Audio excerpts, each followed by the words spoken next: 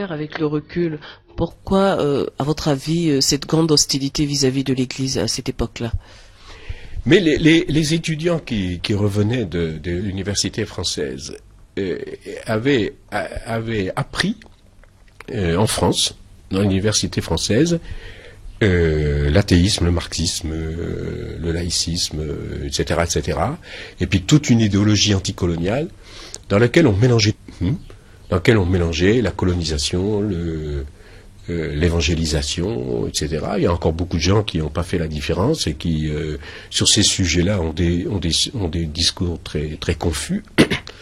Mais il y avait cette espèce de volonté de tourner une page, sans se rendre compte, sans analyser ce qu'on allait détruire. Donc, ils ont nationalisé l'enseignement sans s'imaginer, sans vraiment calculer ce qu'ils allaient détruire sur le plan économique, sur le plan pédagogique, sur le plan social, sur le plan éducationnel, sur le plan... Ils ont mis un terme au mouvement d'action catholique qui était des écoles pour la jeunesse, des écoles d'initiation à la vie sociale, à l'engagement social, etc. Et jamais... Alors, et ils l'ont remplacé par les mouvements de jeunesse politique. Bon, dans ces mouvements de jeunesse politique, je ne dis pas que les jeunes n'ont rien appris. Ça serait tout à fait faux. Mais cette histoire-là n'est pas écrite. Et il faudrait l'écrire. Et beaucoup de gens qui ont grandi et qui ont évolué dans cette jeunesse politique, il faut maintenant qu'ils fassent leur compte avec eux-mêmes. Et il faut qu'ils écrivent des choses pour que leurs enfants et leurs petits-enfants lisent ça. Parce que, bon, il y a toute une partie de ce qui a été vécu dans la jeunesse politique et qui franchement n'avait aucune valeur, qui était sur le plan philosophique une erreur, qui était par rapport à la prière une interdiction, et par rapport à la politique, l'idée que la politique est au bout du fusil et que il n'y a qu'un parti qui peut s'appeler révolutionnaire, que tous les autres ont tort et que plus personne n'a le droit à la parole. Bon, tous ceux qui ont été élevés dans cet esprit-là, bien sûr, ils n'ont pas appris grand-chose. Et ils ont découvert petit à petit qu'au milieu de tout ça, renaissait toute une magouille, tout un mensonge, toute une lutte pour le pouvoir, hein, qui ne méritait vraiment pas qu'on sacrifie sa vie pour ça. Mais il y avait quand même toute une jeunesse qui avait cru au marxisme et qui à l'intérieur des instances de la jeunesse ont essayé pendant des années, et je me risquerai pas à dire jusqu'à quelle année ça a vraiment existé et à partir de quelle année ça a totalement disparu. Et qui ont essayé de développer une dialectique marxiste. Et avec une véritable espérance intellectuelle qu'ils tenaient là quelque chose d'utile, quelque chose de sérieux, et quelque chose avec les construire. Mais malheureusement, on a détruit beaucoup, on a peu construit. Et on a détruit beaucoup dans les consciences, on a détruit beaucoup dans la société, on a beaucoup détruit dans les familles, on a beaucoup détruit dans l'économie. Et il y a eu un moment où on croyait qu'on reconstruisait, il y avait des entreprises d'État, il y avait... et puis il a fallu se rendre compte au bout d'un certain temps que c'était construit sur le sable, que ça route sur le plan économique, que tout allait s'écrouler. Et voilà, donc il y a des bilans à faire qui sont pas simples, il faut pas... il y avait une véritable situation d'affrontement. Voilà. Des chrétiens qui disaient nous, de toute façon, on veut rester chrétiens. Ce qu'on a connu dans la vie chrétienne, ça nous intéresse. On pense que c'est valable pour notre pays. Et puis, de plus en plus, beaucoup de chrétiens qui disaient oui, mais il faut quand même qu'on fasse une carrière. Donc c'est le parti qui est au pouvoir. Donc il faut aller là où il y a du pain à manger. Enfin, on peut pas. Hein, et qui, avec plus ou moins décidés, se sont engagés. Mais ce qui serait intéressant, d'écouter, et là où moi je voudrais beaucoup qu'il y ait des gens qui prennent la plume et qui écrivent, c'est ceux qui, en conscience, peuvent nous dire aujourd'hui qu'à cette époque-là, ils ont été vraiment sincères. Ils ont porté en eux une vraie espérance de liberté, de libération, de développement de leur pays. Et il y en a qui sont comme ça. Et à partir de quelle époque leur espérance s'est assombrée dans un double langage systématique. C'était... Bon. Donc voilà ce qu'on vivait en 65 avec le père Morizur au foyer Abraham. Et au bout d'un certain temps, le père Morizur, les choses se sont gâtées. L'abbé Louis Badilla a été mis en prison parce qu'on trouvait que ses éditoriaux étaient trop précis. Et il a été torturé. Les gestistes ont voulu faire une manifestation pour le faire libérer. Et cette manifestation, elle a été préparée. Elle allait démarrer à Montgali, au rond-point de Montgali. Et puis on a prévenu l'évêque Bemba que si la manifestation avait lieu, il y aurait des agitateurs au cœur de la manifestation et qui étaient armés et qui allaient faire du désordre. Et on lui a dit, ça sera vous qui serez responsable. Donc l'évêque a donné l'ordre de disperser cette manifestation. Les militants gestistes sont allés cacher leurs banderoles et ont disparu dans la nature. Et puis, et donc il y a eu son abbé Badilla, il y a eu la nationalisation des écoles, la dispersion des mouvements d'action catholique. Mais à cette époque, que faisiez-vous auprès du père Morizur? Le père Morizur avait plusieurs responsabilités. Il était vicaire général, il avait des chantiers, il avait plusieurs actions. Donc il était content de se décharger sur moi de toute l'aumônerie de la jeunesse. Voilà, c'est ce que je faisais principalement. Et puis, jusque ça devienne interdit, je donnais des cours de religion dans les lycées. Donc il y avait des heures prévues pour la religion, les gens qui voulaient suivre des cours de religion dans les lycées venaient. Donc j'assurais les cours de religion au lycée Savognon de Brazza, au lycée technique, voilà. Et puis j'avais ce contact avec les étudiants. Mais qu'est-ce qu'un aumônier? Et vous ne nous avez toujours pas dit quel genre d'homme était le père Morizur.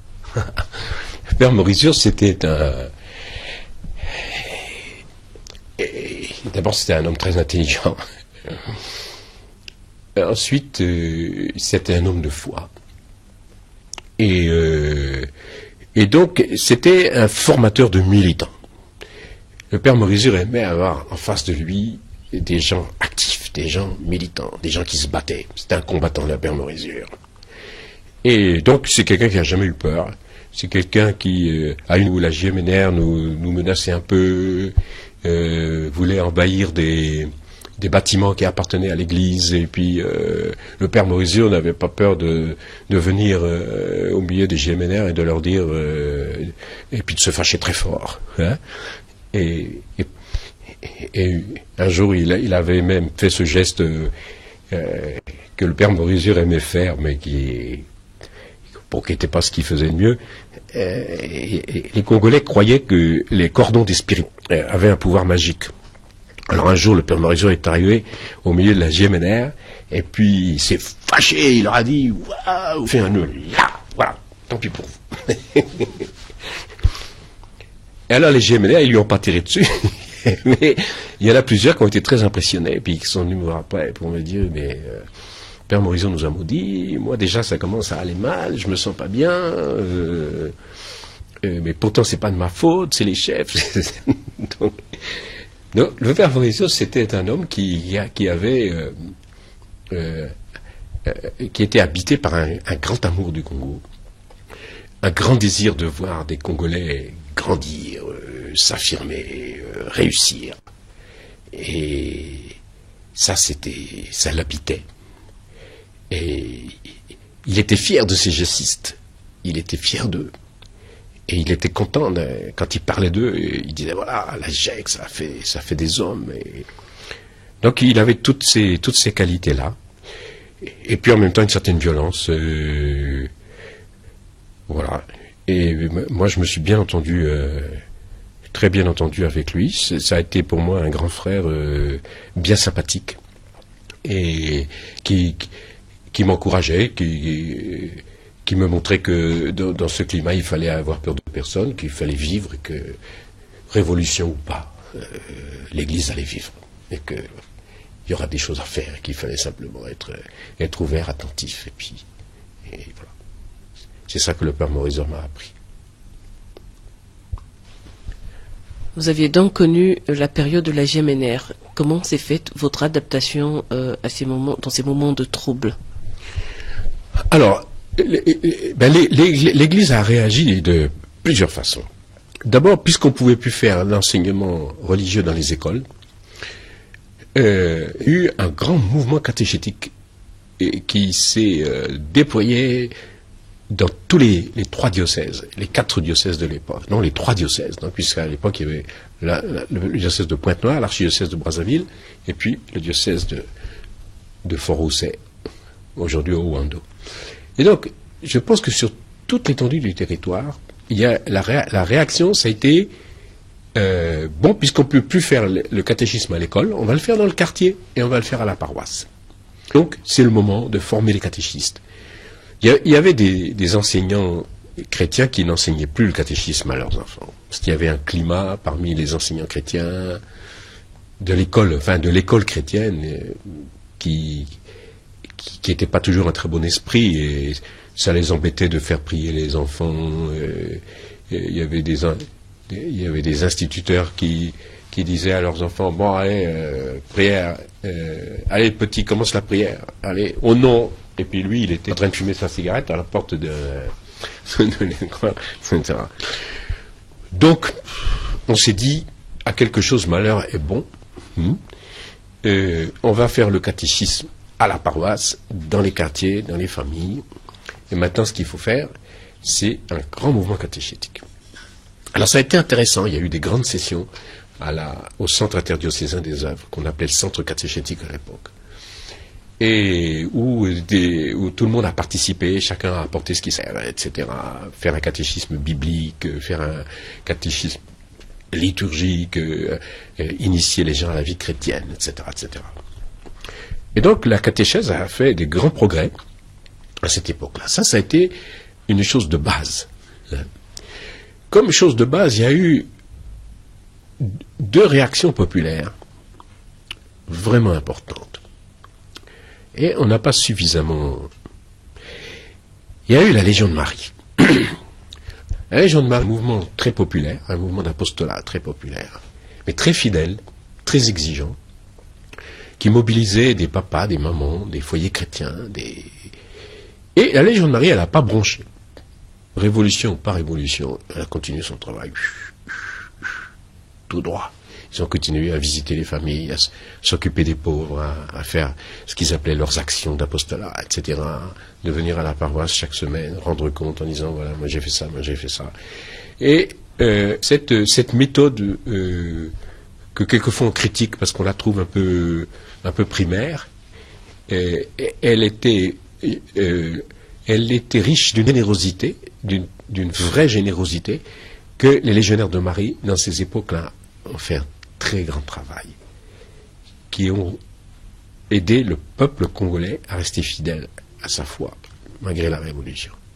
Et puis, un autre mouvement a joué un rôle très important, surtout dans les campagnes. C'est celui que l'abbé Batantou avait lancé, les scolas populaires, avec l'abbé Mbindi. Donc, ce mouvement, qui était un mouvement d'inculturation de la liturgie, créait des chants, pour des chants catéchétiques, des chants liturgiques, des chants de deuil, des chants de mariage, des chants de fête, etc. Et les scolas populaires ont fait un travail très important sur le plan artistique, sur le plan liturgique, sur le plan de la formation et sur le plan communautaire. Et quelques années plus tard, les révolutionnaires vont s'apercevoir que quand on veut demander à un village de retrousser pour un travail d'intérêt commun, eh bien, il faut demander à la scola populaire. Il n'y a qu'à eux qu'on peut le demander. Donc ça, sur l'histoire donc ça, c'est les choses qui, je pense, ont été basiques sur le plan de la vie de l'Église. Bon, nous, dans un apostolat spécialisé, on a fait des petites choses qui avaient leur signification, mais qui n'avaient pas l'ampleur de ce que je viens de dire. Donc, on se disait, bon, il faut continuer à agir avec les jeunes et leur proposer des choses. Alors, moi, ce que j'avais proposé aux jeunes, c'était les camps, on appelait ça les camps de Voca.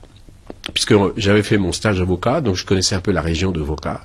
Et je disais, et le slogan du parti, c'était que la jeunesse est le fer de lance de la révolution et que les étudiants vont encadrer les masses.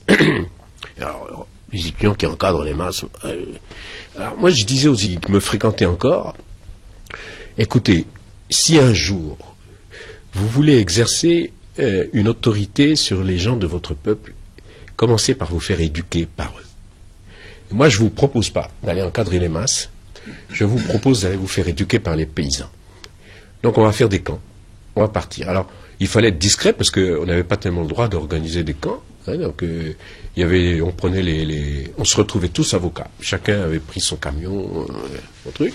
Et arrivé à Voca, les choses étaient préparées.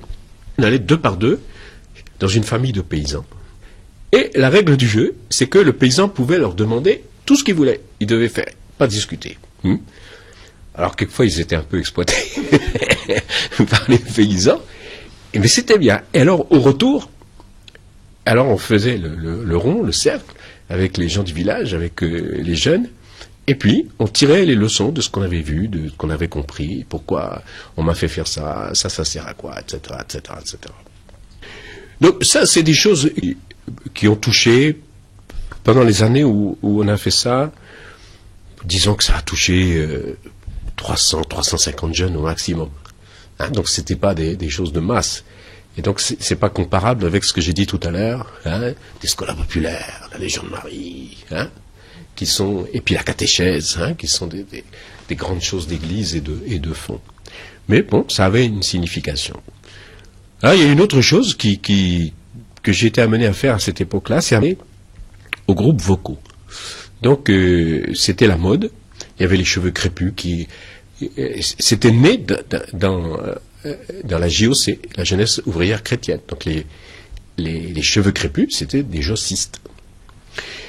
Et moi, j'ai vu arriver au foyer Abraham de l'époque des jeunes qui n'étaient pas jossistes du tout et qui venaient d'être expulsés par Tchombé du Congo-Kinshasa. Donc Tchombé et Massama Deba s'insultaient par-dessus le fleuve, etc. Puis un beau jour, Tchombé a dit, allez, tous les ressortissants de Brazzaville, dehors. Donc il y a des jeunes qui ont quitté l'école, qui sont arrivés là, qui étaient sur le trottoir. Et il y a une équipe de jeunes qui se sont fabriqués des guitares avec des câbles électriques, des câbles de frein et des planches. Hein, et puis qui se sont mis à chanter et à danser. Et un jour, ils sont venus me voir et ils m'ont dit, ils avaient 13 ans, 14 ans, et ils m'ont dit qu'ils m'avaient élu président, directeur de leur club. Alors je leur ai dit, dansez, on va voir ce que vous faites. Et ce qu'ils faisaient, j'ai trouvé ça extraordinaire. Et donc, ça a été le début de mon aventure avec les Échos Noirs. Et alors, ça, c'était une manière d'être en contact avec la jeunesse. Et à l'époque, Ndalagraï, encore lui, avait organisé quelque chose qui était bien, qui était une semaine culturelle, qui a été peut-être la première semaine culturelle de ce style, où il y a eu un grand concours de chansons, des clubs vocaux.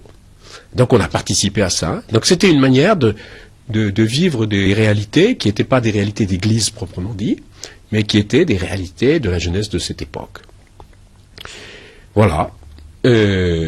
Alors c'est à ce moment-là que j'ai commencé à m'occuper de musique et que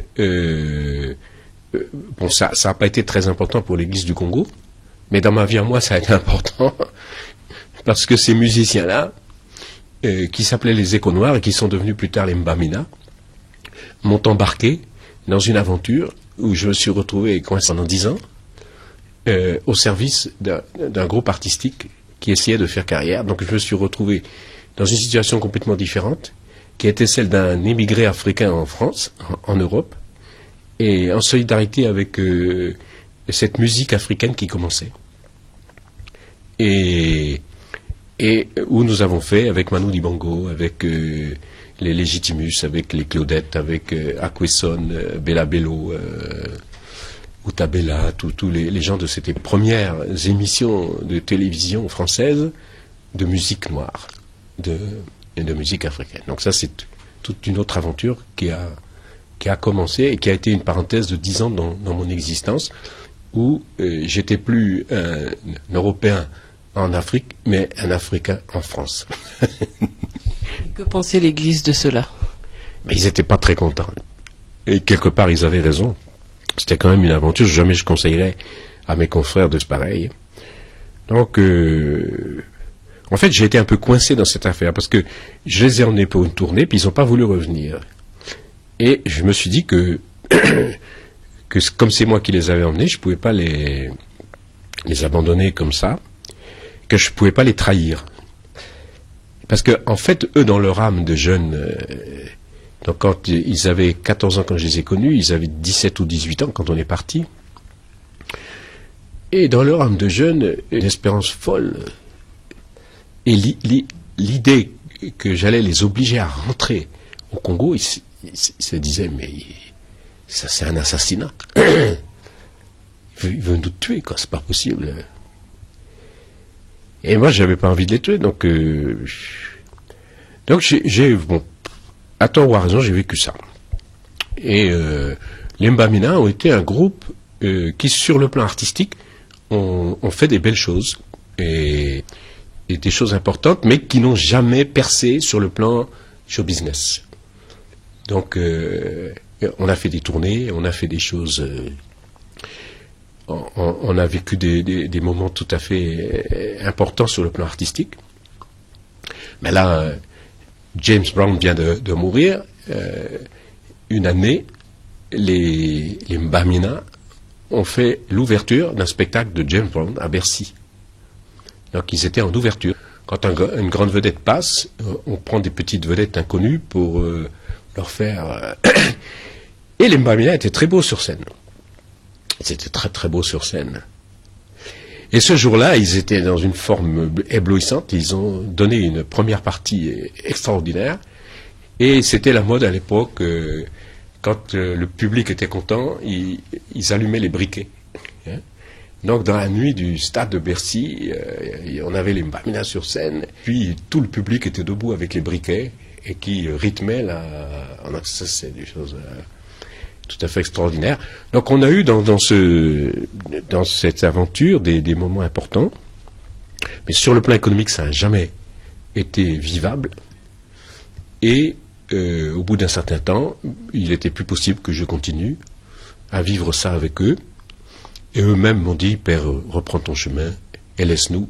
On est devenus grands, on va se débrouiller tout seul. Voilà. Et je suis revenu au Congo en 81. Mais que sont-ils devenus, les Mbamina? Bien, il y en a qui ont quitté la musique, qui se sont mariés, qui font un autre métier. Il y a Sambango, qui fait une carrière aux États-Unis, et il est un grand musicien, une carrière de guitariste. Il fait un style afro-jazz, et dans le milieu musical, donc c'est pas une hyper vedette, c'est pas un gars qui gagne des millions, mais c'est un gars qui est connu des professionnels et qui participe à des festivals de jazz avec des grands noms, et qui c'est un vrai professionnel et c'est un artiste. Mais son pays ne connaît pas. Peut-être qu'un jour les responsables de la culture congolaise s'apercevront qu'il y a un artiste congolais qui est devenu américain, qui s'appelle Sambango, et qui est un grand talent. Donc c'était le plus grand talent du groupe.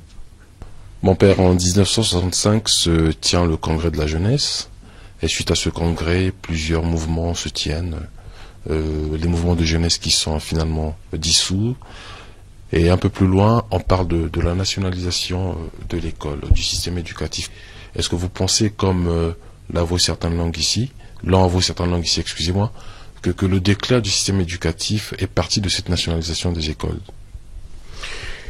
Oui, écoutez, ce qui est sûr, c'est que la nationalisation des écoles n'a pas fait de bien au système éducatif congolais. Ça, c'est clair. Il y avait à cette époque un taux de réussite aux examens qui était très très très possible, très présentable.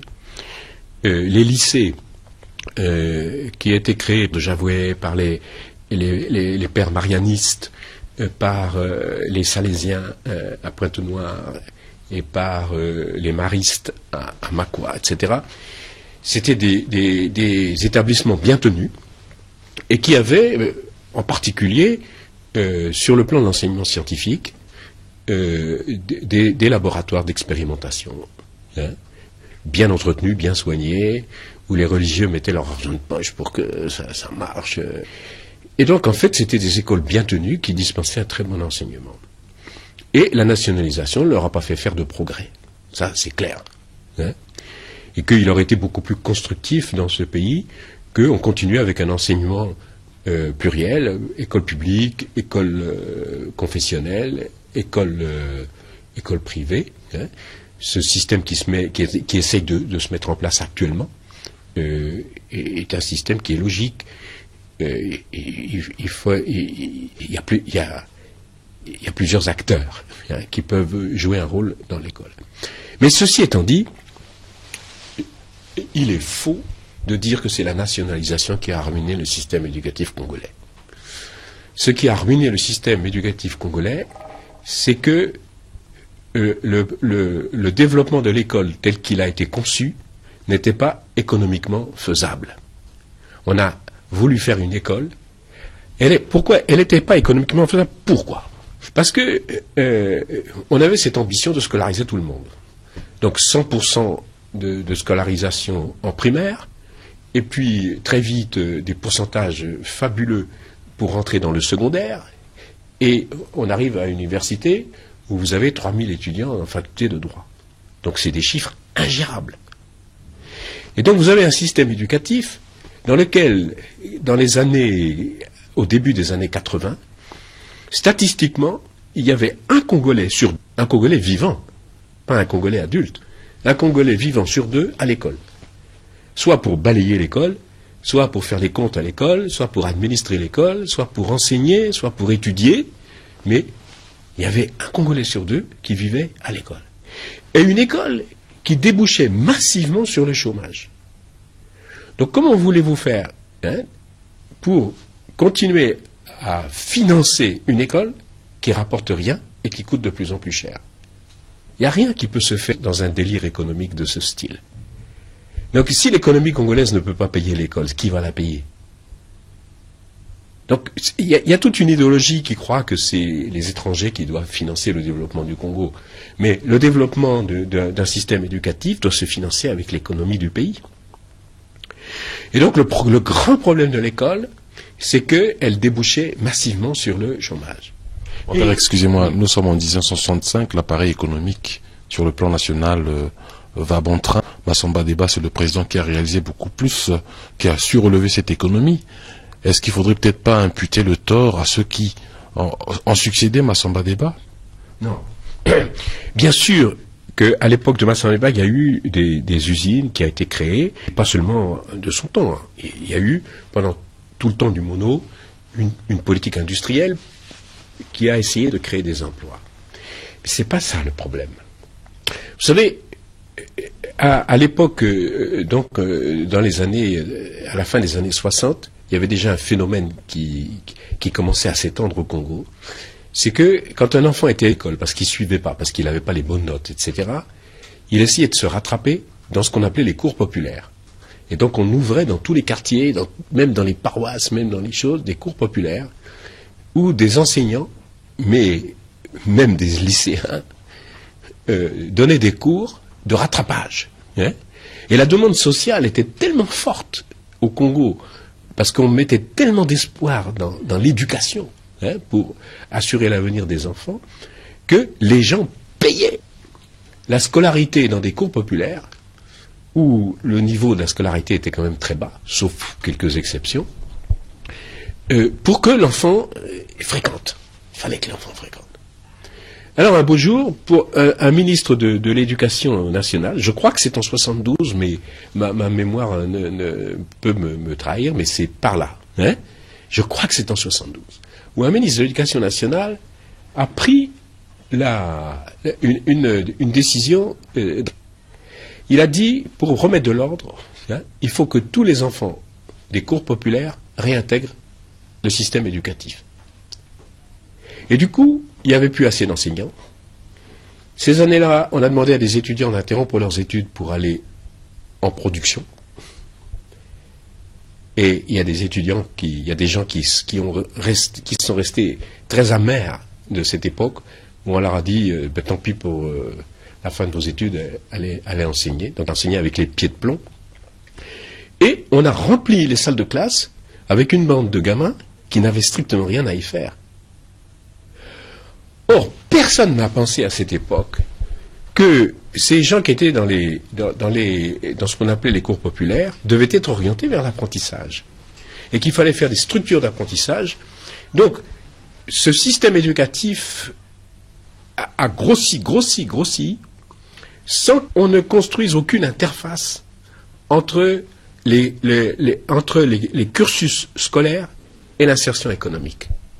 Alors, vous n'avez pas de centres ruraux pour développer l'agriculture.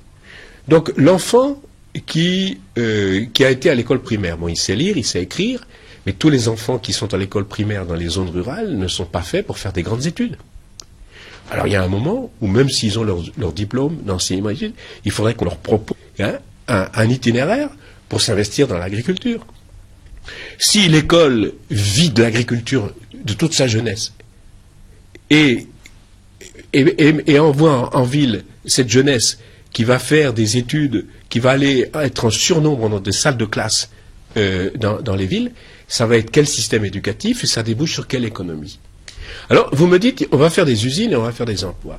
Mais on a fait des statistiques en 80, à la fin des années 80, au milieu des années 80, il y a eu des statistiques qui ont été faites justement dans l'esprit de réfléchir à une nouvelle affectation des ressources publiques affectées au système éducatif.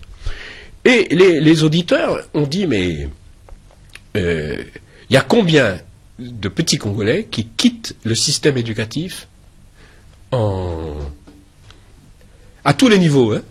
Donc la grande machine du système éducatif recrache chaque année un certain nombre d'enfants qui fréquentaient et qui ne fréquenteront plus. Donc, soit au niveau du primaire, soit au niveau du collège, soit au niveau du lycée, soit au niveau du supérieur. Hein. Avec ou sans diplôme, ils ne fréquentent plus. C'est fini. L'école est finie pour eux. C'est 60 000. À cette époque, on disait que le chiffre, c'est 60 000 par an. Et vous croyez des usines pour créer 60 000 emplois? Donc, quand on raisonne le problème de l'emploi dans des pays en développement comme le nôtre, dans les mêmes termes, qu'on le raisonne dans des pays comme la France qui ont connu pendant 30 ans le plein emploi après la Deuxième Guerre mondiale, on est complètement en dehors des réalités économiques du pays. Donc l'avenir de tous les Congolais, ça trouver un emploi dans une usine, c'est infaisable et c'est même pas souhaitable.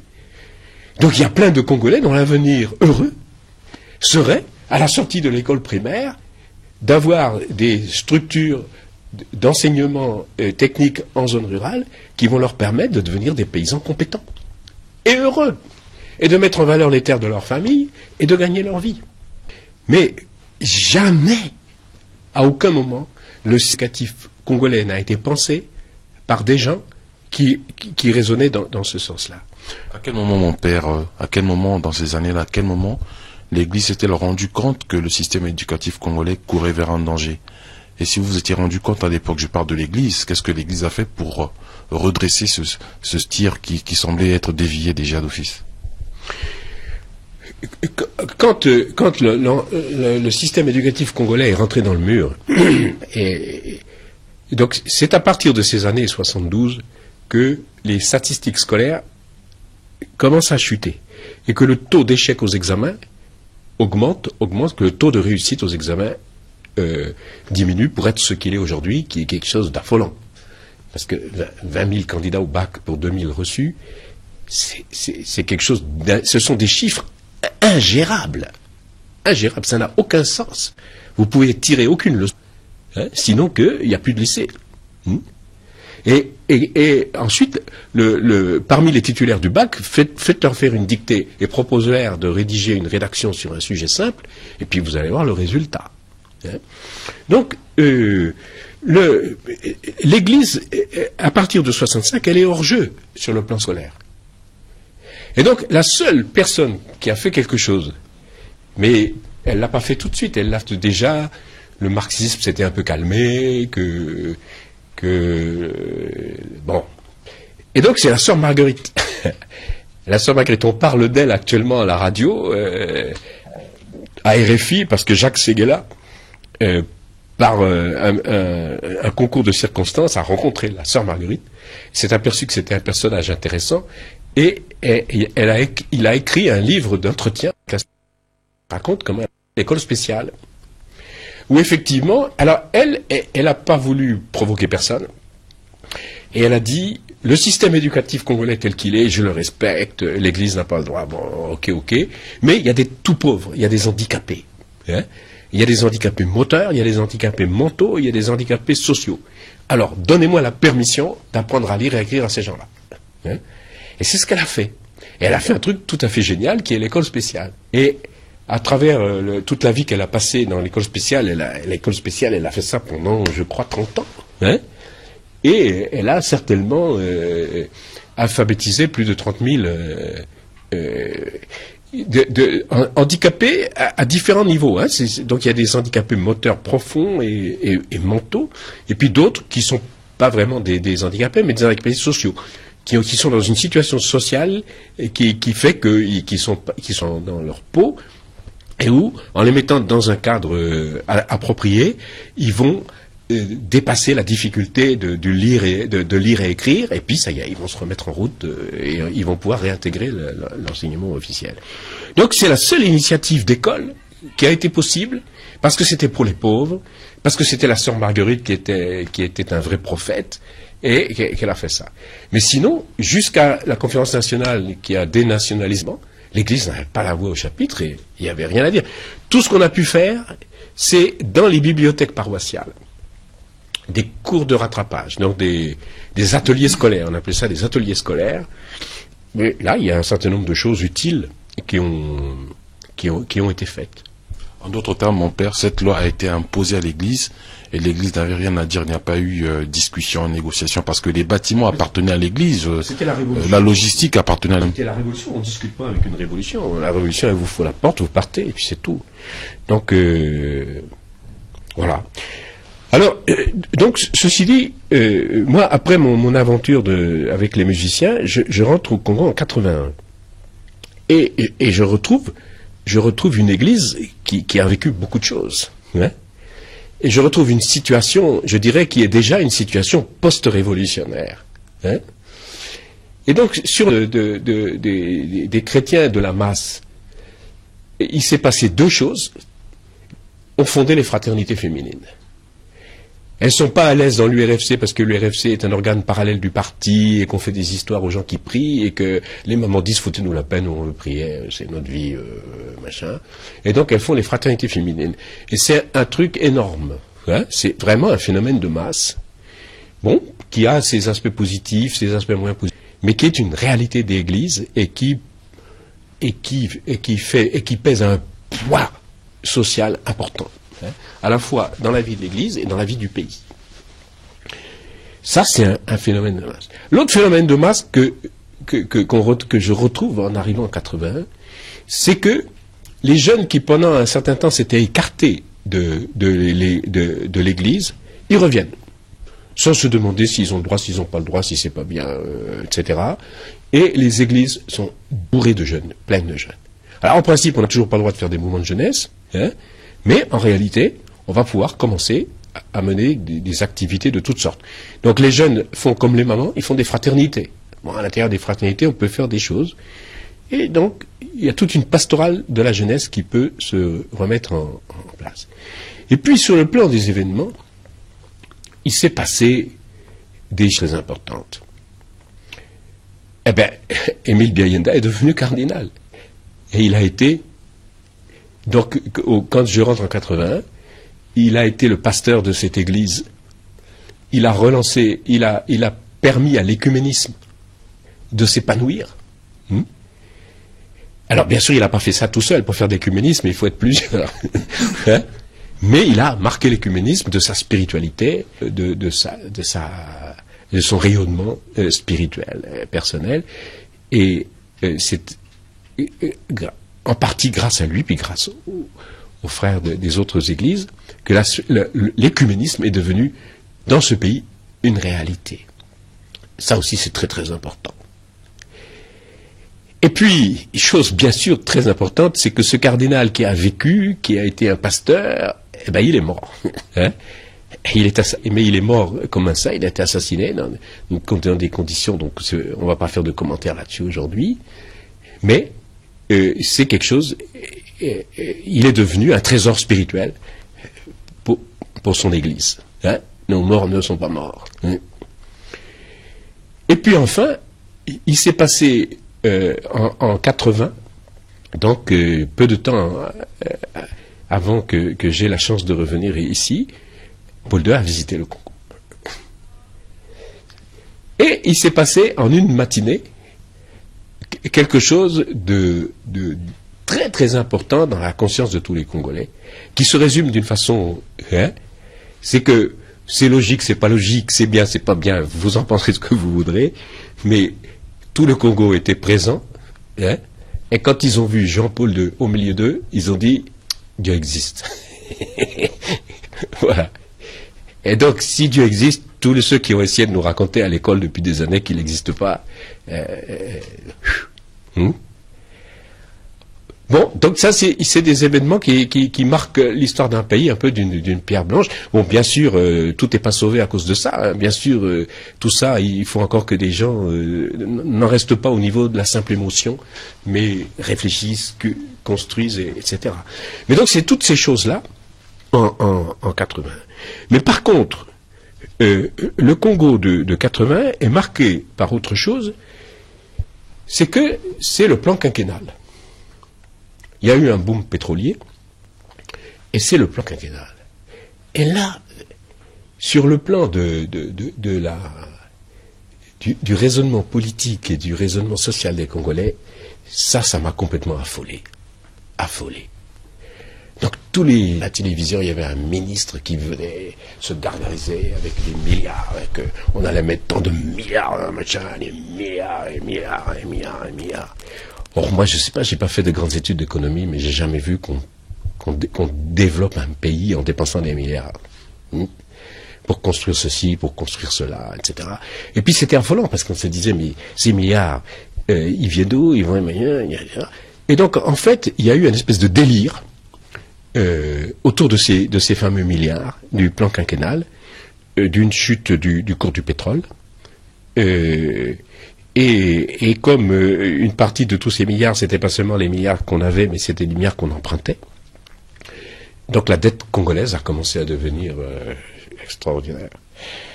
Jusqu'au jour où un homme politique est venu à la télévision pour dire ce qui était possible avant ne sera plus possible maintenant. Et c'est Ange-Édouard Mpungi qui, un jour à la télévision, a dit que tous les étudiants n'auraient pas automatiquement leur bourse, qu'il y avait des choses qu'on avait faites mais qu'on ne fera plus, et qu'il y avait la crise, et que c'était pas l'avenir. Avait-il mal parlé? Très bien, il a très très bien parlé. C'est le premier qui a dit quelque chose de sensé aux Congolais. Bon. Alors, cette jeunesse que nous rencontrons à l'église, hein, elle est dans quel état? Eh bien, bon, ils prient, ils aiment l'église, ils veulent bien faire des choses, mais on ne peut pas parler avec eux de leur avenir. Quand on dit à un jeune qui a déjà 20 ans, 25 ans, qu'est-ce que tu veux faire plus tard? Bon. Mais tu feras quoi? C'est ton métier, ça sera quoi? J'en sais rien, je finis mes études, après ça je verrai. De toute façon, on est orienté, il y a quelqu'un qui m'orientera, on verra. Disons, mon père, lorsque les jeunes vous répondent comme ça, qu'est-ce que vous leur dites? Eh bien, nous, on s'est accrochés. Je dis nous parce que à l'époque, nous étions une équipe de prêtres responsables de la pastorale des jeunes dans l'archidiocèse de Brazzaville. On était presque tous des prêtres expatriés. Il y avait le père Miguel Olaviri, les pères salésiens, donc les fils de la charité, etc. Nous étions une équipe là, et on s'entendait très bien. Et on s'est accroché à cette question parce que ça nous préoccupait vraiment. Et donc, on s'est acharné à dire aux jeunes, non, vous devez réfléchir sur votre avenir.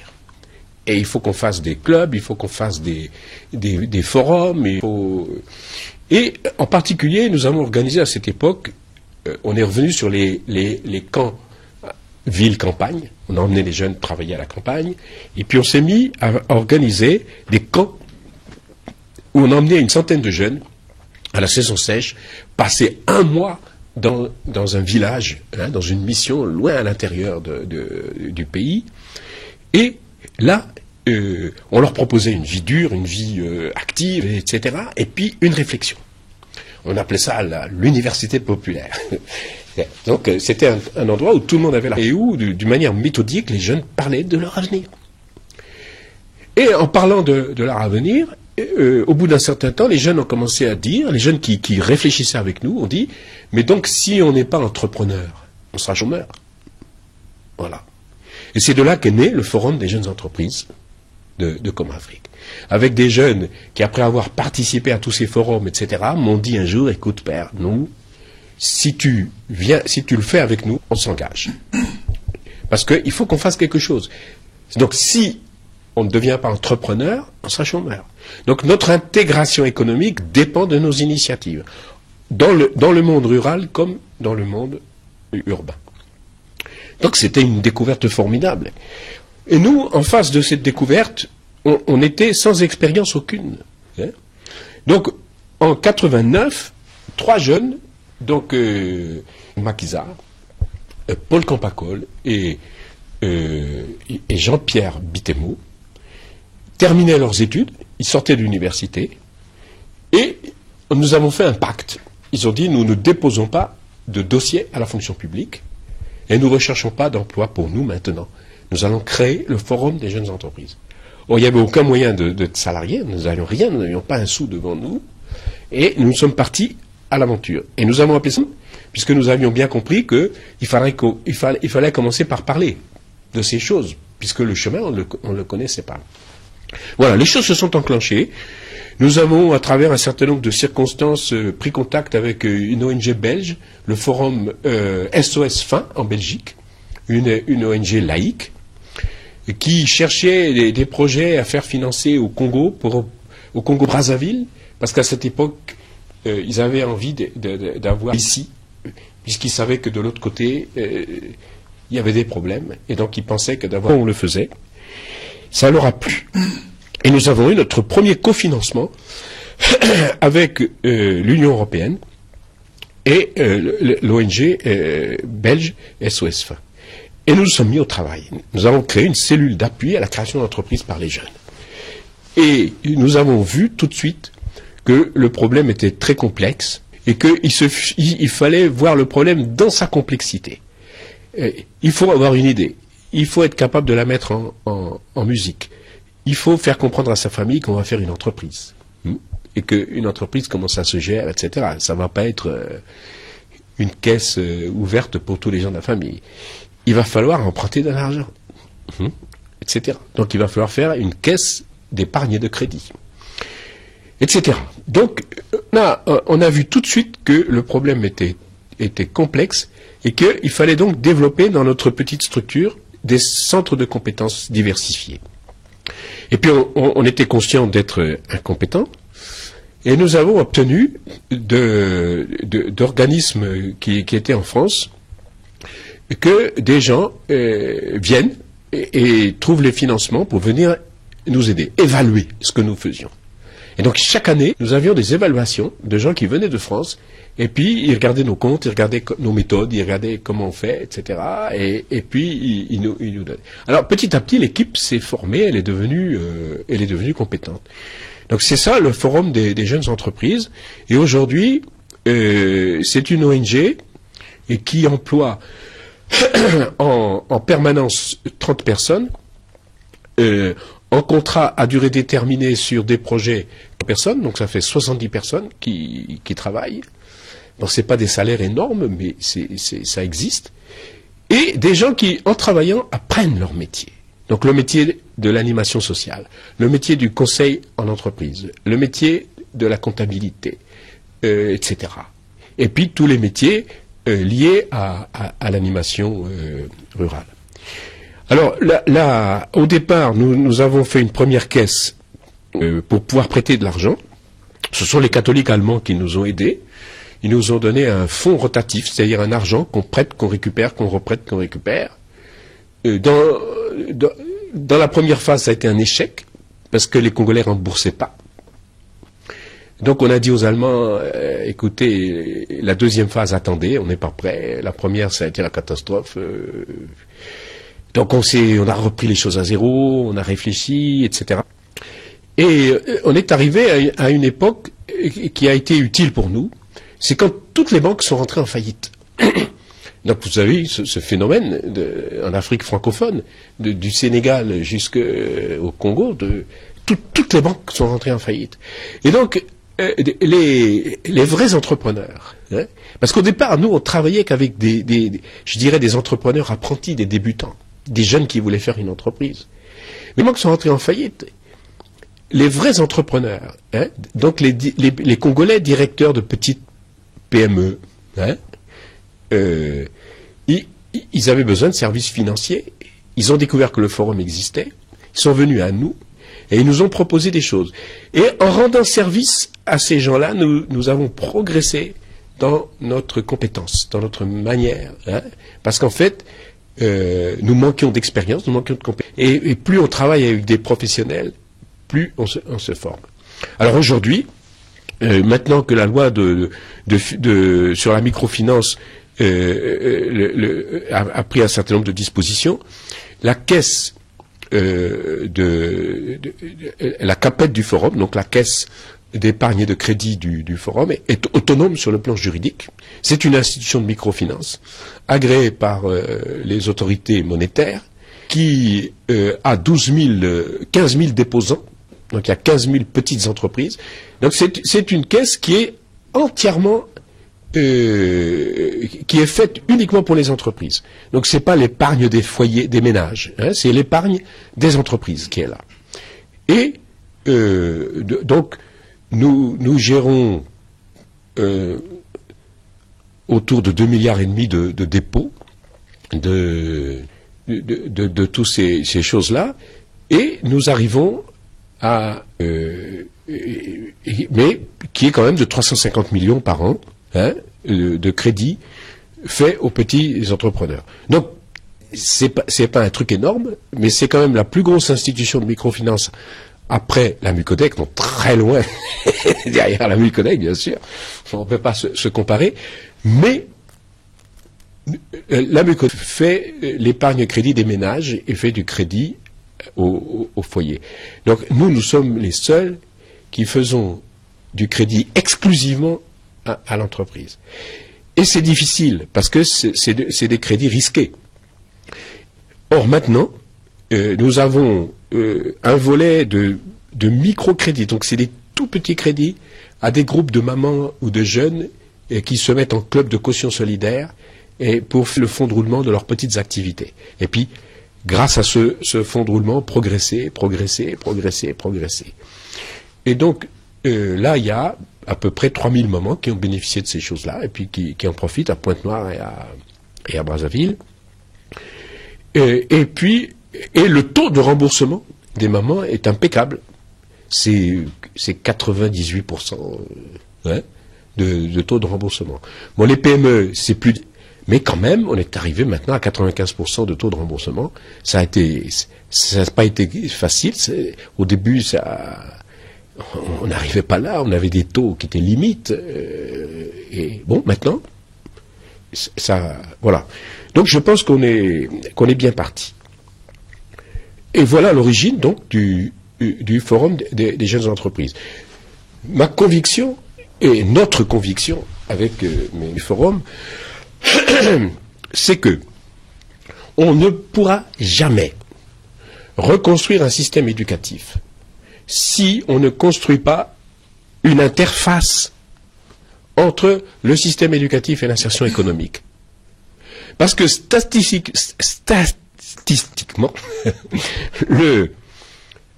la majorité des jeunes Congolais à la sortie du système scolaire n'auront pas un emploi, mais devront créer leur emploi.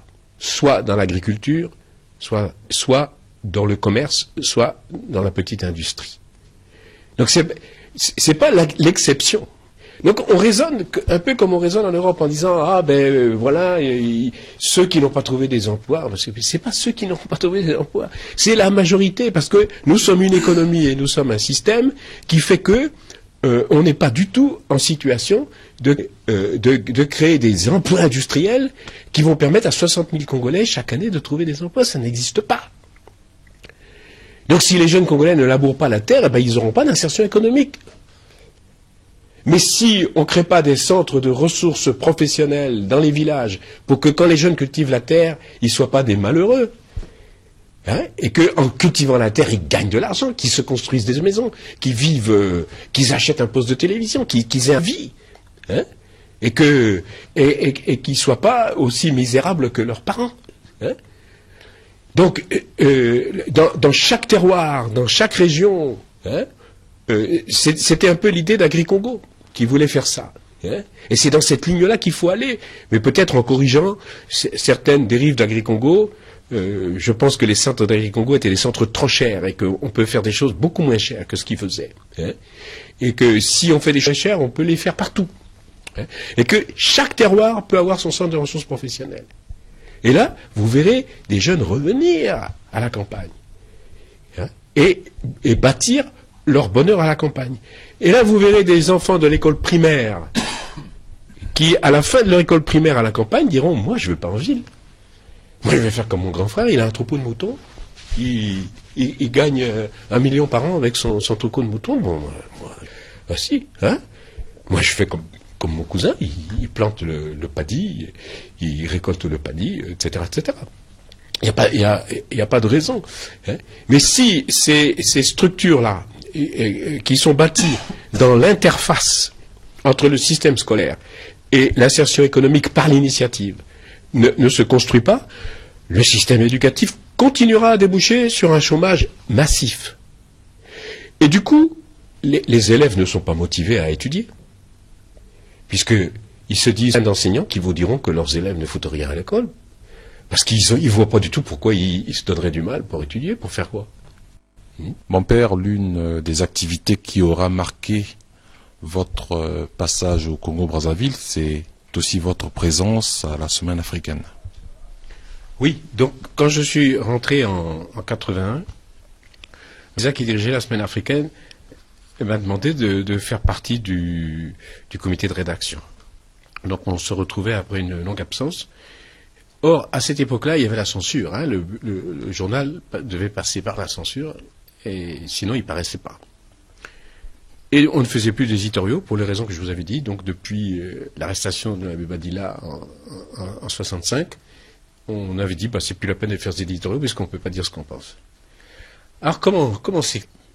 Et on s'est dit mais on voudrait quand même parler aux chrétiens, mais aux chrétiens de l'élite, aux chrétiens qui ont des raisons de s'engager dans la vie de responsabilité économique, politique, syndicale, sociale. Alors, bon, on a vu plusieurs façons de faire, mais ma participation à moi, ça a été de faire les homélies. Et j'ai fait les homélies pendant presque 10 ans. Et les homélies, ça m'a fait beaucoup travailler et ça m'a beaucoup apporté. Parce que ça m'obligeait à lire l'écriture chaque dimanche. Et puis à dire dans cette écriture, comment ces textes des prophètes, ces textes de l'évangile, comment ça résonne dans la vie d'un chrétien, mais dans sa vie, c'est-à-dire dans ses problèmes de vie.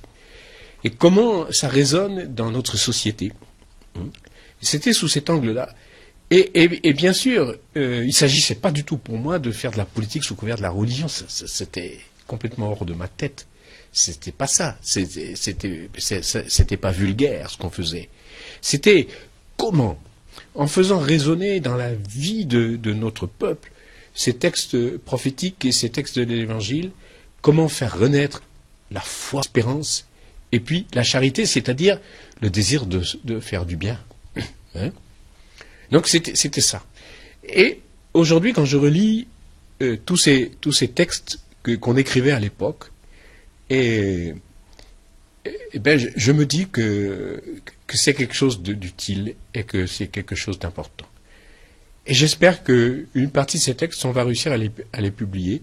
Maintenant, je relis ça longtemps après les avoir écrits, et je me dis, c'est comme si c'est pas moi qui les avais écrits. Je les redécouvre, hein, et c'est des textes qui vivent, c'est des textes qui disent des choses, et c'est des textes qui peuvent encore parler. Et puis, notre système, c'est que j'avais pris un pseudonyme, hein, et il y a beaucoup de gens qui savaient pas que c'était moi, mais qui le savent maintenant. Enfin, peu importe, parce que ce pseudonyme, je ne l'utiliserai plus. Je vous dirai pourquoi. Et c'était Bazingamio Gaston. Et donc là, je parlais politique. Hein, je faisais des analyses politiques, mais politiques au sens noble du terme. Je faisais pas de provocation de personne. Donc, je parlais politique, je faisais des analyses politiques de ce qui se passait à l'étranger.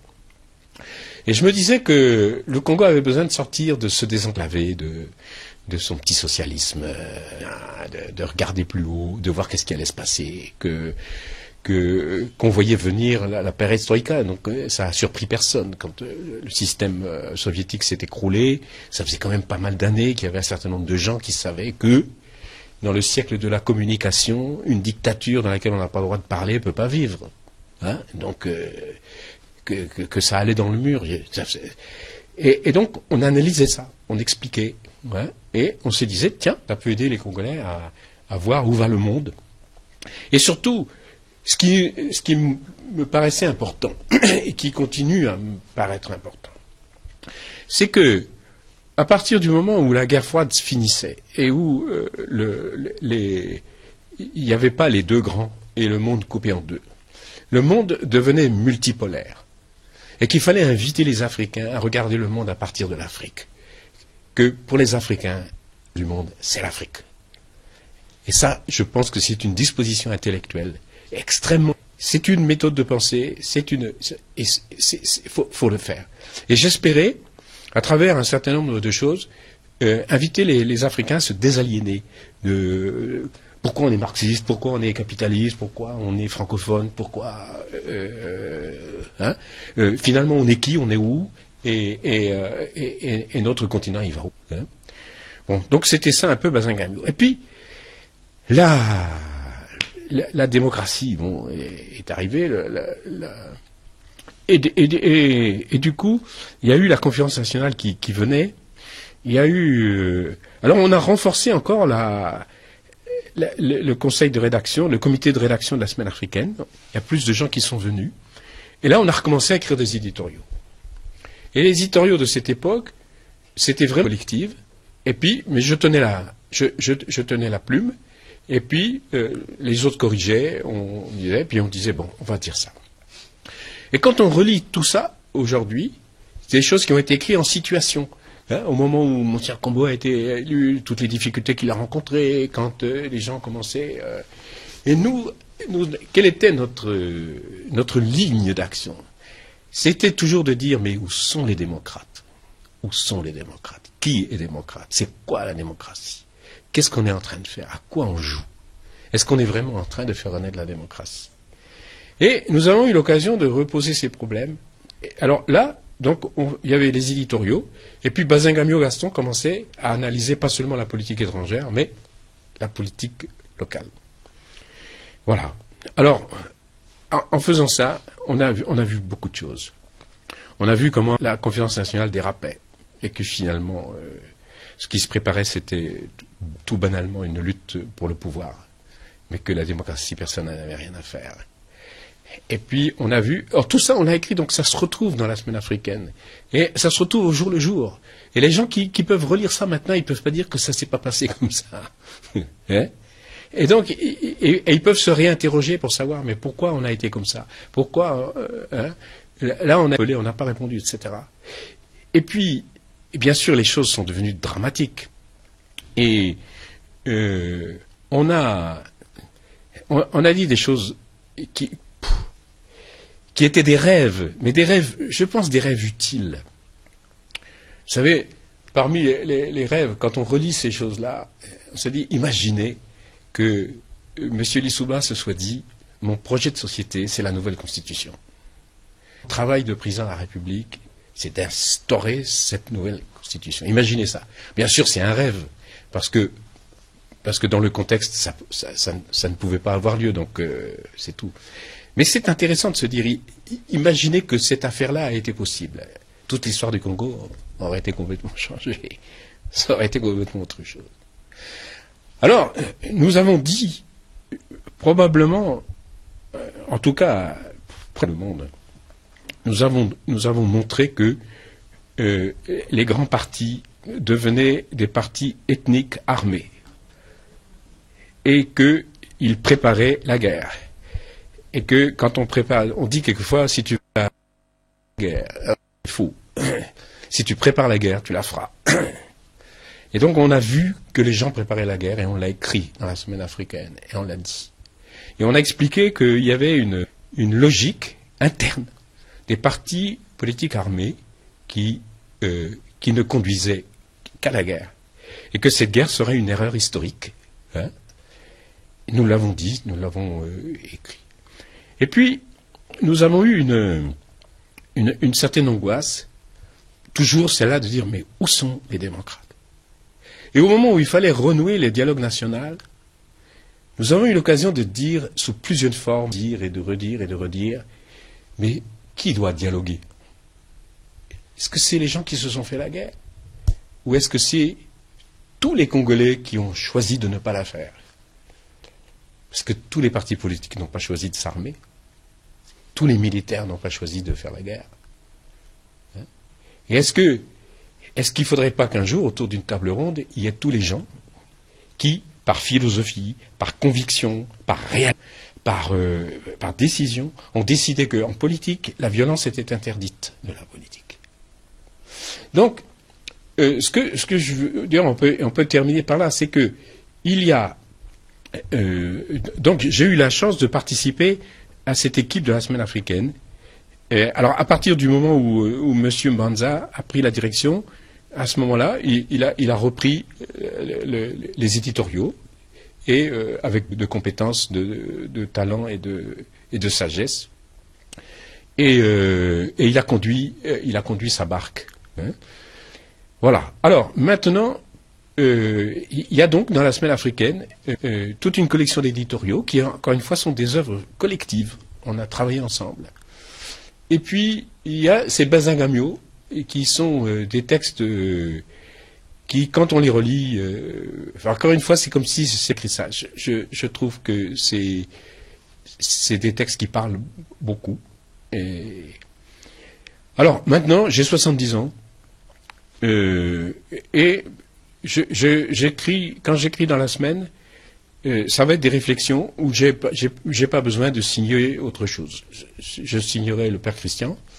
Et les choses que nous avons à proposer, c'est, ensemble avec le Forum, c'est comment on va lutter contre la pauvreté, comment on va sortir de cette misère.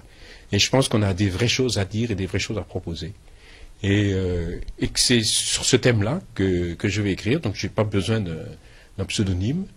Et donc, tant que je tiendrai la plume, j'écrirai. Alors, j'ai commencé des textes de réflexion sur la gouvernance. Ce qui nous manque dans ce travail, c'est que les gens répondent, que les gens critiquent. Hein. On écrit des choses, il y a des gens qui peuvent dire on n'est pas d'accord, c'est intéressant. Hein. Il y a des gens qui peuvent dire oui, on est d'accord. Ah, ben ça va, on est deux qui pensent la même chose, on peut avancer.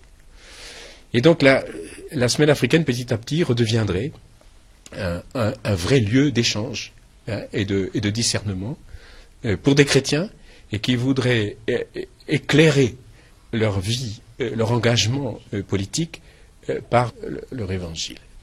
Justement, mon père, vous êtes celui qui a donné naissance au Centre rural de ressources professionnelles. Mais que devient-il aujourd'hui, ce centre? Non, c'est pas moi qui ai donné naissance au Centre de ressources professionnelles. Et il y a eu beaucoup de choses dans le passé qui ont été des anticipations. Bon, je pense que dans l'Église, la première réalisation, je ne parle pas du temps des anciens missionnaires. Hein. Dans ce temps-là, il y a eu beaucoup de choses qu'on a oubliées et dont il faudrait se rappeler. Mais dans l'époque moderne, depuis la Révolution, ceux qui ont créé un vrai centre de ressources professionnelles, c'est les marianistes à Voca. Donc, ils ont mis les moyens de leur communauté, ils ont créé une ferme d'élevage avec les porcs, les poules, les lapins, etc. Et surtout, ils ont développé avec un système de métayage l'élevage bovin dans toute la région du Poul. Et donc, ils ont fait une œuvre remarquable et qui, par bien des traits, peuvent... c'est un centre de ressources professionnelles, un centre rural de ressources professionnelles. Ils sont en train d'améliorer la formule, d'ailleurs, et ils ont été pillés plusieurs fois, ils ont repris, ils sont de nouveau en activité dans le diocèse de Kinkala, et ils mettent en œuvre d'une manière très, très remarquable et très exemplaire la notion de centre de ressources professionnelles. Hein. Donc, où il y a un centre, où il y a des modules qui sont des exemples, hein, qui montrent comment on fait, comment on peut faire, comment on peut gagner de l'argent avec une activité rurale. Ces modules permettent de former des gens. Hein, et puis, une fois que les gens sont repartis chez eux pour faire ce qu'ils ont vu sur le centre, eh bien, il y a des... en fonction de leurs besoins, il y a des aides qui leur facilitent l'implantation de ces activités sur leur propre terrain. Donc, les grands initiateurs de cette formule, ce sont les pères marianistes. Ça, c'est important de le dire. Nous, quand on est arrivé avec l'animation rurale et avec la démarche forum, nous avons essayé de créer dans la région du Poul, parce qu'on était à Brazzaville. Donc, nous avons créé un centre de ressources à Luomo, avec une communauté dont je vais vous parler tout à l'heure, qui est la communauté des frères paysans de la Thébaïde, qui est une communauté de jeunes qui était en train de se créer pour le développement des campagnes. Donc, nous avions un centre qui était en train de prendre forme à Luomo. Nous avons créé dans la paroisse de Banzanganga, à Banzampudi, le village natal de Monseigneur Pombo, un centre de ressources professionnelles qui commençait à prendre des belles caractéristiques, ça marchait bien. Et puis, une activité qui avait été lancée autrefois par les frères spiritains, à Kindamba, le riz, a été reprise dès que l'Église a eu un peu plus de liberté de prendre des initiatives sur le plan social, par l'abbé Gallet et le frère Jean-Claude Ntari. Ils ont fait redémarrer l'activité du riz. Ils ont redistribué les semences, acheté les récoltes, décortiqué le riz avec un instrument. Et donc, ils ont fait naître autour de l'activité du riz un véritable centre de ressources professionnelles.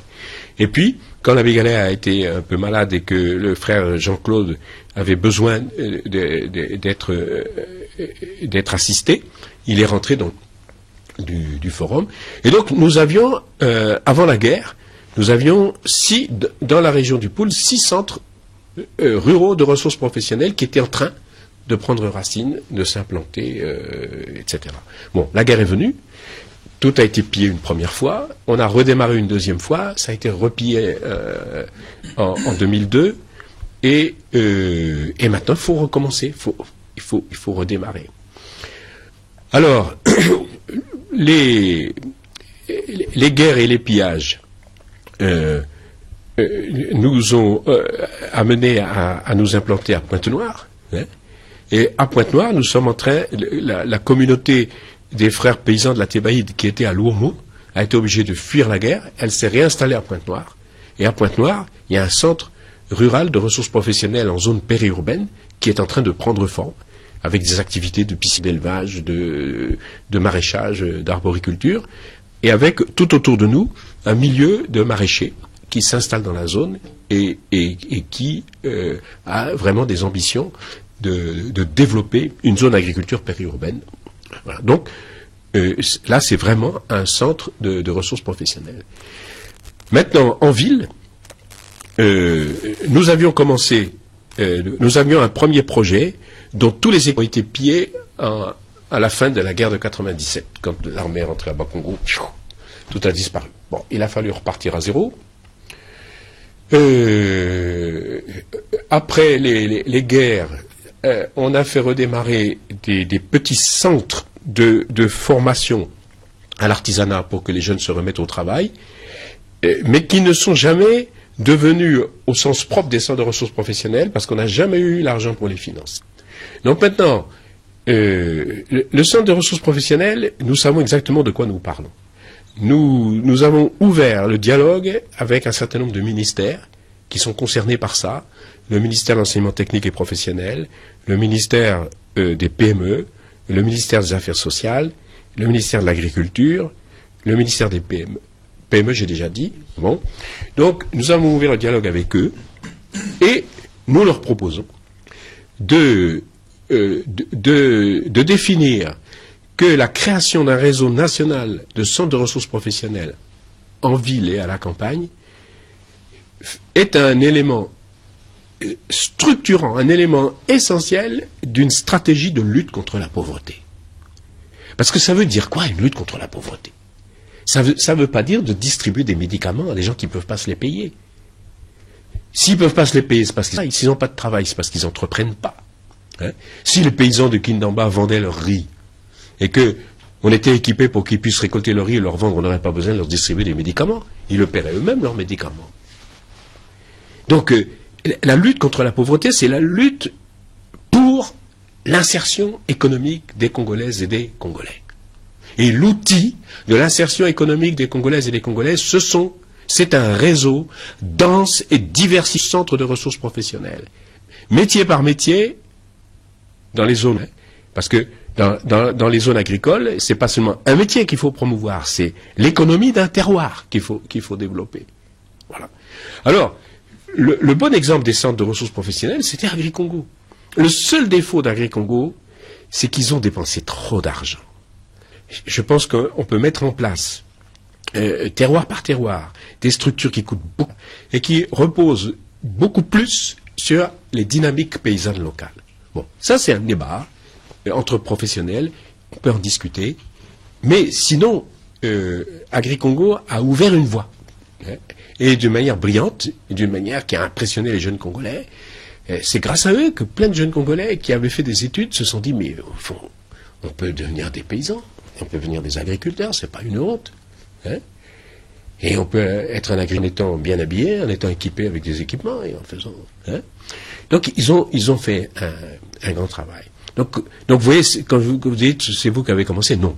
Il y a plein de gens qui ont commencé. Mais aujourd'hui, avec le forum, hein, nous voulons ouvrir le débat.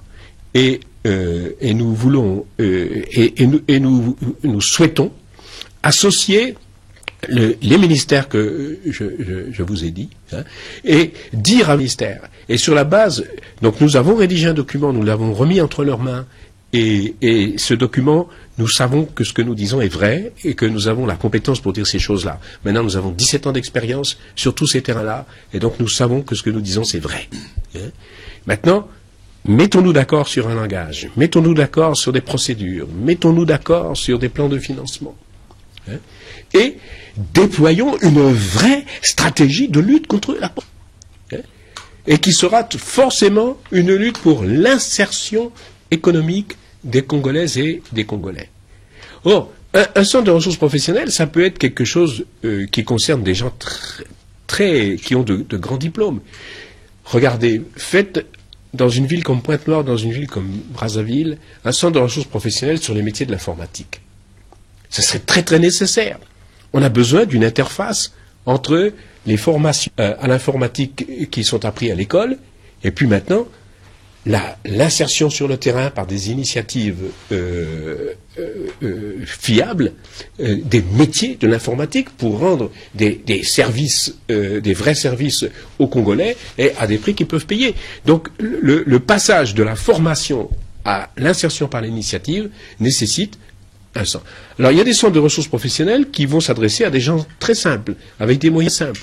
Et puis d'autres centres de ressources qui vont s'adresser à des gens qui gagnent leur vie avec des niveaux techniques tout à fait sophistiqués. Donc, nous, notre combat, c'est ça. C'est qu'on ait compris que cette interface est indispensable, sinon aucun système de formation ne débouchera en dehors, ne pourra déboucher vraiment sur l'insertion économique. Et c'est ça la lutte contre la pauvreté. Et là, une des choses qui, depuis 89, puisque avec le forum, c'est depuis 89 que nous nous sommes mis en route, une chose qui me déçoit beaucoup, c'est que pendant toutes ces années, nous n'avons jamais pu ouvrir un dialogue avec les pouvoirs publics sur le fond de ce problème. Jamais. Et jamais un responsable politique congolais ne s'est intéressé à ce que nous faisions. Donc le fait que quelques ministères commencent à ouvrir le dialogue avec nous, c'est un phénomène tout nouveau. Ça date de 2 ans à peine. Mais pendant toutes ces années, nous avons cheminé, nous avons grandi, nous avons fait des choses, nous avons échoué, nous avons repris, nous avons travaillé, et jamais un responsable politique congolais est venu nous dire « ça, mais c'est intéressant ce que vous faites. Mais on ne pourrait pas vous aider. Vous avez besoin de quoi pour vous aider? Pour mettre ça Parce que je dis qu'Agricongo a dépensé trop d'argent, mais il faut quand même un peu d'argent pour mettre des structures comme ça sur le terrain. Alors, moi, aujourd'hui, maintenant, j'ai laissé à Paul Campaco la direction du Forum des entreprises. Et c'est un leader, c'est un homme très très compétent, très méthodique. Je préside le conseil d'administration du Forum, donc je suis un peu reculé. Et puis je suis retourné à la base. Hein, et avec les frères paysans de la Thébaïde, qui sont une communauté monastique en fondation, nous sommes en train, donc mon lieu de vie, c'est le monastère de la Thébaïde Saint-Jean à Pointe-Noire, à la sortie de Pointe-Noire, dans la zone périurbaine de Pointe-Noire, et avec mes frères, on me réfugiait là après la guerre, puisque tout était volé et pillé dans notre monastère de Luomo. Nous avons rebâti un monastère en poteaux d'eucalyptus. Nous avons campé, nous avons vécu pendant plus d'1 an sous des cabanes en paille, et nous avons refait un centre et nous sommes en train de refaire un centre de ressources professionnelles, avec les activités que je disais tout à l'heure. Hein. Bon, mais donc c'est important de pouvoir développer en même temps la théorie de la chose et la pratique. Mon père, il semble que vous ne portez plus la soutane blanche et que c'est cette tenue qui est la nouvelle pour vous. Ah oui, ça c'est vieux. C'est mon sœur Bemba qui, au moment de la Révolution, m'avait dit, et j'étais jeune missionnaire à l'époque, m'avait dit « Oh, ben Père Christian, si vous êtes au milieu de la GMNR et tout ça, quand vous voyez que c'est plus commode d'être en soutane, ben mettez-vous en civil. » Donc je suis peut-être le premier prêtre qui au Congo a été autorisé par son évêque à retirer sa soutane. Bon, mais c'est pas pour ça, ça n'a rien à voir avec ça. Ça c'est au contraire, le contraire. La plupart des prêtres portent la soutane pour être, quand ils veulent être beaux, mais sinon ils circulent dans la ville sans aucun signe distinctif.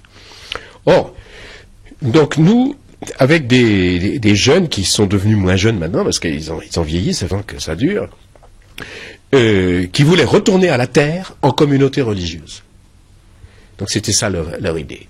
Et quand on a réfléchi à ça ensemble, je leur ai dit, mais ça c'est une bonne idée, mais si vous voulez vivre en pleine campagne, au milieu des paysans, vous devez être des moines. Vous devez avoir une règle monastique. Vous devez avoir un style de vie monastique. Et sinon, vous allez vous dissoudre au milieu des paysans, puis vous serez rien. Parce que l'objectif, c'est pas d'être prêtre, hein, c'est d'être religieux, de vivre en communauté religieuse, d'avoir une vie de prière et une vie de travail, mais de vivre la vie paysanne au milieu des paysans. Ok, c'est ce que nous avons fait à Luomo. Oui. Donc, nous sommes une communauté de prière. C'est mon lieu de vie actuellement à Pointe-Noire. Donc, le matin, nous sommes debout à 5h30, comme les religieux et comme les religieuses contemplatives. Nous rentrons dans l'oraison, l'office monastique, nous célébrons l'Eucharistie. Et puis, après, nous partons au travail. Et le soir, quand la nuit est tombée, nous nous retrouvons de nouveau pour l'office monastique, le chant des vêpres, etc. Et que nous chantons donc avec la coule des moines, etc. C'est un office solennel et dans lequel nous sommes très heureux et où c'est un aspect tout à fait important de notre. Et arrivé à un certain moment, avec les frères, donc nous les appelons les frères paysans de la Thébaïde. Hein, la Thébaïde étant le désert d'Égypte où la vie monastique est née au IVe siècle. Hein, donc c'est une espèce de retour aux sources. Et un jour on s'est dit, mais est-ce qu'on devrait pas porter un habit? Et parce que quand on est une communauté, est-ce qu'il y en a un qui met une cravate, l'autre qui met un costume 3 pièces, l'autre qui met... on s'est dit, mais ça serait plus simple si on était tous habillés pareil. Alors on a choisi ça. Donc c'est un habit qui est simple. Aujourd'hui, je suis habillé comme ça, donc avec la croix de la Thébaïde, qui est donc la sainte face du Seigneur sur une croix de style copte, hein, qui nous rappelle un peu l'Égypte, etc. Donc c'est la croix de notre communauté. Et puis, bon, quand on sort en ville, on sort comme ça, un talon, une chemise courte, hein. Mais si on veut, il y a une version longue, hein, donc si vous étiez venu au forum hier, vous auriez vu que j'avais un grand boubou marron aussi, voilà. Bon. Mais ce que nous ne voulons pas, c'est que un jour on a un habit religieux, le lendemain on a une cravate avec une épingle de cravate et des escarpins, et on est devenu hyper bourgeois. Ça, je comprends pas ça. Hein, et ça me... tout le monde pense pas pareil, et c'est bien. Et donc nous, en communauté, nous avons choisi ce costume-là. Donc il est marron parce que c'est un peu les franciscains, la pauvreté franciscaine, Saint François. Bon, c'est quelqu'un que nous aimons bien. Voilà. Et puis, il faut que ça soit... je peux aller n'importe où avec ce costume sans avoir l'air d'être déguisé. Hein, et ensuite, le grand boubou qui est aussi une manière africaine de s'habiller. Parfois c'est plus confortable, c'est plus agréable, etc. Pourquoi pas. Voilà. Donc voilà l'habit des frères paysans de la Thébaïde. Mais l'habit c'est pas grand chose. Ce qui est difficile maintenant, c'est de vivre cette vie. Et puis que beaucoup de jeunes nous rejoignent pour vivre la vie des paysans de la Thébaïde et bâtir des petits monastères comme ça dans toutes les campagnes. Et chaque monastère sera un centre rural de ressources professionnelles. Donc ça c'est le rêve. Mon père, dans le sillage du Forum des jeunes entreprises, sont nées plusieurs associations. Quelles sont ces associations-là? Mais il y a Médecins d'Afrique. Ça, c'est les plus grands. C'est les plus dynamiques. Ça, ils sont vraiment en train de faire des choses merveilleuses. Ils sont en train de faire renaître la médecine scolaire. Ils sont en train de développer tout un réseau de centres de santé communautaires. Ils sont en train de faire du très beau eux qui animent sur le chemin de fer Congo-Océan. Sur le CFCO, donc il y a 2 wagons de santé. Un qui monte de Pointe-Noire, un qui descend de Brazzaville. Et puis qui s'arrête dans les localités. Et donc c'est des dispensaires itinérants. Et ils font très très bon travail. Et ils sont en train de faire un autre dispensaire itinérant sur le fleuve. Donc ils ont installé un poste à Bétou. Et puis voilà. Donc les médecins d'Afrique, alors ils ont une ambition de devenir un grand médecin d'Afrique. Donc ils veulent être panafricains. Ils ont eu l'opportunité un de leurs membres est actuellement au Niger, où il fait naître une session de médecins d'Afrique au Niger. Et des jeunes médecins congolais vivant en France ont créé une section d'Afrique. Donc ils veulent non seulement développer une médecine sociale indépendante dans le cadre congolais, indépendante, mais rentrant bien sûr dans la loi congolaise et dans le plan national de santé, bien sûr. Donc ils veulent faire ça, mais ils ont l'ambition d'être un jour une institution panafricaine, en tout cas regroupant plusieurs nations africaines, qui soient capables d'intervenir sur les grandes catastrophes. Parce qu'ils disent, s'il y a une inondation au Kenya et qu'il faut appeler au secours, pourquoi des médecins parisiens, hein?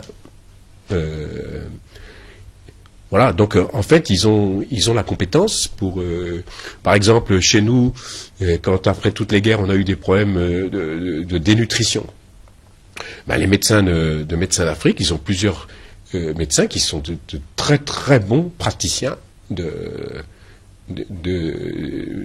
la réalimentation des gens malnutris, dénutris, et qui sont pas faibles d'organiser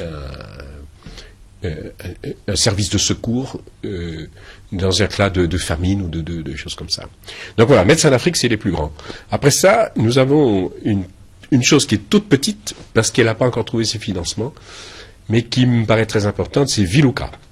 Donc Viluka, dans la langue des Laris, ça veut dire la chenille qui devient papillon. Donc ça, c'est l'appui à l'initiative scolaire, éducative. Donc nous avons pour l'instant simplement une petite école à Kinsundi, qui est une école pilote pour la mise en œuvre. Il y a une autre association qui a eu un premier moyen grâce au PNUD. Ce sont des jeunes juristes. Et ça s'appelle le comptoir juridique junior. Et leur idée à eux, c'est que il faut aider les Congolais à inculturer le droit. Ils sont assis entre deux chaises. Le droit coutumier, qui est civil, le droit moderne, et qui est jamais appliqué. Et parce que le système juridique est assez corrompu, etc. Hein. Et donc, eux, ils pensent qu'il y a une place à tenir pour que les Congolais réfléchissent au droit, soient conscients de leurs droits, sachent tout ce qu'ils peuvent faire par eux-mêmes pour régler leurs problèmes. Donc il y a toute une éducation populaire de base à faire pour que les Congolais inculturent le droit moderne et que de nouveaux passages soient trouvés et soient mis en œuvre entre le droit coutumier et le droit civil. Il y a d'énormes problèmes dans ce domaine-là. Alors ils ont ouvert les premières cliniques juridiques. Une clinique juridique alors ça c'était avec le financement donc ils avaient une clinique juridique à Pointe-Noire et une à Brazzaville. Bon là, les cliniques ont repris, elles ont retrouvé un financement et donc c'est une association qui elle aussi n'a pas trouvé tous les moyens dont elle aurait besoin pour avancer, mais les jeunes qui portent ça sont des gens très intéressants. Et puis la dernière, c'est Handicap Afrique, qui actuellement est en train de trouver des moyens et qui est en train de choses. Donc ça, c'est un orthophoniste et qui a créé son association. Donc c'est un petit peu l'esprit de la sœur Marguerite, mais il fait appel à des handicaps beaucoup plus radicaux. Hein. Donc il accueille des handicapés et il essaye de les remettre à flot. Hein. Donc il a un centre ici à Bakongo, Makelekele, et puis il développe des actes. Voilà, c'est ça les associations qui pour l'instant sont membres de l'association générale, de l'assemblée générale du forum, et sont des associations sœurs. Et voilà. Mon père, en dehors du forum des jeunes entreprises, vous vous occupez aussi, ou vous intéressez beaucoup à tout ce qui touche la misère des jeunes. Pourquoi, mon père? Mais c'est pas en dehors du forum des entreprises. On a créé le forum des entreprises pour lutter contre la misère des jeunes. Donc, la misère des jeunes en Afrique, c'est quelque chose d'abominable. Donc, vous écoutez la radio comme moi. Donc, les Sénégalais qui préfèrent risquer de se noyer pour rejoindre les îles Canaries dans des embarcations de fortune, chaque semaine, vous avez 10, 20, 30, 40 jeunes Africains qui se noient en Méditerranée ou qui se noient dans l'océan Atlantique parce qu'ils veulent fuir l'Afrique pour assurer leur vie. Donc, il faut quand même être conscient. Hein. Allez vous promener. J'ai eu l'occasion de me promener à Lagos. Allez vous promener sur la grande avenue de Lagos qui traverse la lagune. Et sur cette avenue qui est immense, quand les voitures ne peuvent plus avancer parce qu'il y a trop de voitures, vous avez des milliers de jeunes au milieu des voitures qui ont chacun sur la main un étalage de Ils vendent des piles, ils vendent du riz, ils vendent des trucs, etc. C'est un super marché en bilan qui se balade. Et tous ces jeunes-là, ils sont jeunes, alors ils sont gays, ils rigolent, ils se moquent du monde, ils plaisantent, ils te proposent des affaires, etc. Et ils sont gentils. Mais tu te dis, ils sont gentils, mais qu'est-ce qu'ils doivent en avoir marre? Et le jour où ils vont tout casser, le jour où ils vont casser toutes les vitres de ces voitures-là, qui sont coincées dans l'âge. Donc, moi, mon truc, depuis que je suis rentré au pays en 81, et que je vois la jeunesse congolaise chômer, vous savez, quand un dimanche après-midi, vous vous promenez du côté du stade et que vous voyez que le stade se vide, et que vous avez cette foule de jeunes qui sortent, et quand vous rencontrez tous les jours des jeunes qui ont 30 ans, qui ont 35 ans, et qui continuent à manger la cuisine de leur mère. Donc, moi je dis que on ne prive pas la jeunesse de tout un continent de son avenir sans qu'il se passe quelque chose. Et donc, je crois que tous les gens qui rêvent sans penser à ça sont des rêveurs, des inconscients. Perdre ce problème de la jeunesse. Et qui développent des discours sur l'emploi qui n'ont absolument rien à voir ni avec nos chiffres, ni avec nos réalités économiques, ni avec nos réalités sociales. C'est comme s'ils avaient recopié un discours d'un ministre de l'emploi de France ou d'Angleterre. Ou des États-Unis, et ça n'a absolument rien à voir avec les problèmes que nous avons ici. Donc on se dit, mais quand est-ce que les responsables africains vont poser les problèmes de l'Afrique? Vont poser les problèmes de l'Afrique. Et ils ne vont pas faire une parenthèse sur celui-là. Donc voilà, moi puisqu'on a causé ensemble ce soir, c'est le dernier mot que je vous laisse. Et je vis avec, je mourrai avec cette angoisse, mais je trouve que, je pense que c'est le grand problème humanitaire du 21e siècle. Comment déployer des stratégies qui vont permettre à la jeunesse africaine de vivre. Permettez que ça ne soit pas le dernier mot, parce que il serait peut-être intéressant de dire quelque chose pour les enfants de la rue aussi, mon père. Mais c'est pareil. C'est quoi les enfants de la rue? On nous bassine avec les enfants de la rue. Les enfants de la rue, les Africains, c'est tout. Et les enfants de la rue du Congo sont moins difficiles à aider que on n'est pas dans une situation brésilienne où les enfants de la rue au Brésil sont devenus presque une autre race. Et où les réintégrer à la société devient quelque chose de très difficile. Un petit Congolais qui traîne dans la rue, on peut le réintégrer à la société. Et il n'y a pas besoin de faire des choses très chères, il faut faire des choses méthodiques, il faut faire des choses raisonnables, il faut faire des choses. Et il faut que ce qu'on fait pour les enfants de la rue soit articulé sur une structure. Parce que ce qu'il y a à faire est connu. Il suffit de s'y mettre dans l'ordre, paisiblement, tranquillement, de commencer, et puis de continuer, dans la continuité, de faire des choses. Mais il y a des méthodes, on peut avancer, on peut faire. Donc, ce M-là, celui qui n'a pas ça dans sa conscience, il rêve. Il rêve. Ok, mais il faut bien qu'on termine, hein? Parce que... Par un conseil? Non, quel conseil vous voulez que je... Tous ceux qui voudraient embrasser votre carrière. Les gens qui dorment, qui se réveillent. Ok. Voilà. Que les gens qui dorment se réveillent, et puis que les gens qui jouent avec... qui jouent avec l'espérance des jeunes, qu'ils arrêtent de jouer. Parce que l'espérance, c'est un don de Dieu. Donc quand l'espérance habite le cœur d'un homme, c'est un don de Dieu. C'est une chose sainte, l'espérance. Et puis c'est la vie. Alors faut pas plaisanter avec ça. Pas bricoler avec l'espérance des jeunes. Ça, on peut pas faire ça. Mesdames et messieurs, fidèles téléspectateurs, nous sommes arrivés à la fin de cette émission. Vous venez de suivre le père Christian de la Bretèche de la Congrégation des Pères Spiritains.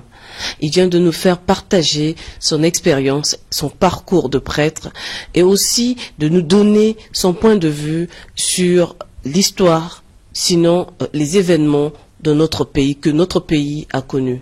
Merci beaucoup de votre attention et au revoir.